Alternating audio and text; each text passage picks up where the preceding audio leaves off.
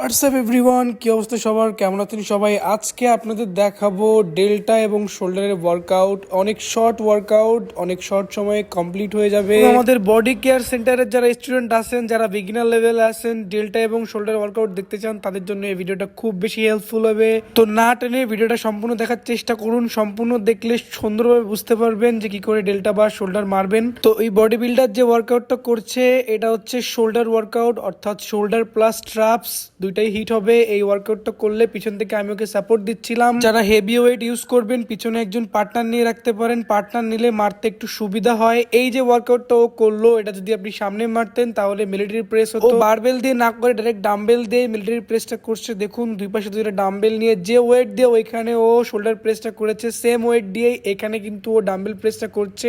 যে ডাম্বেল প্রেসটা ও এখন করছে, ও যদি এইটা আরেকটু পিছনের দিকে নিয়ে করতো, অর্থাৎ যদি কানের পিছনে ডাম্বেলটা নামাতে পারতো, তাহলে এটা শোল্ডার প্রেস যেত। যেহেতু সামনে নামাচ্ছে, এটা ডেল্টায় লাগতেছে। এটা খুবই ভালো একটা ওয়ার্কআউট। এবং এরপরে ডেল্টার আরেকটা ওয়ার্কআউট করার জন্য এই যে আমাদের ডেল্টা প্রেস মেশিন, এই মেশিনটাই ও একেবারে ডেল্টা প্রেস করছে। ও এটা দিয়ে ডেল্টা মারছে, সামনে ডেল্টাটাকে হিট করছে। সময় খেয়াল রাখবেন যে মেশিনে যে ওয়েটটা ইউজ করবেন ডাম্বেলের ক্ষেত্রেও যেন সেই ওয়েটের সমান সময় ওয়েট হয়। ওয়েট কম বেশি যেন খুব একটা বেশি যেন ডিস্টেন্স না থাকে। এবং এখানে ভিডিওতে আমি প্রত্যেকটা ওয়ার্কআউট একবার করে দেখিয়ে দিচ্ছি, কিন্তু প্রত্যেকটা ওয়ার্কআউট 3 সেট করে করবেন। চেষ্টা করবেন প্রত্যেক সেটের পরে 25 সেকেন্ড রেস্ট নেওয়ার। পরে ও যে ওয়ার্কআউটটা করছে, সেম ওয়েট নিয়ে ডেল্টার একটা প্রেস করছে, যে উপরে ডেল্টা হাত উপরে উঠাচ্ছে সমান করে। দেখেন হাতটা কিন্তু একেবারে ওর ডেল্টা বরাবর যাচ্ছে, মাথার উপরে উঠছে আবার নিচে নামছে। টোটালি হাতটা ওর নাক বরাবর সোজা উঠাচ্ছে এবং নিচে নামাচ্ছে। এতে করে ওর ডেল্টার পরে ওর ডেল্টার মাসেলটায় খুব প্রেসার পড়ছে এবং ডেল্টাটা খুব দ্রুতই পাম্প হচ্ছে। যারা নতুন জিমে ভর্তি হয়েছেন তারা এই ওয়ার্কআউটটা ডেল্টায় ট্রাই করতে পারেন। কিন্তু ও অনেক বেশি ওয়েট দিয়ে মারছে, আপনি অনেক কম ওয়েট দিয়ে মারবেন। কেন কম ওয়েট দিয়ে মারতে বলছি, একটা কারণ আছে। ধরুন আপনি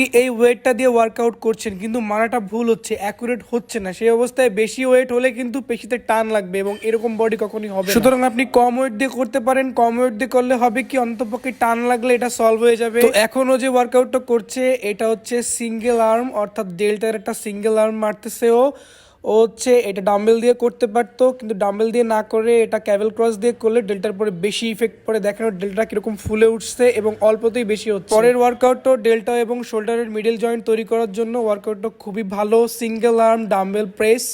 তো এই ওয়ার্কআউটটাও খুবই হার্মফুল ওয়ার্কআউট, খুবই কষ্টসাধ্য, কিন্তু ট্রাই করতে পারেন। এটাও ডেল্টার পরে প্রচন্ড চাপ ক্রিয়েট করে।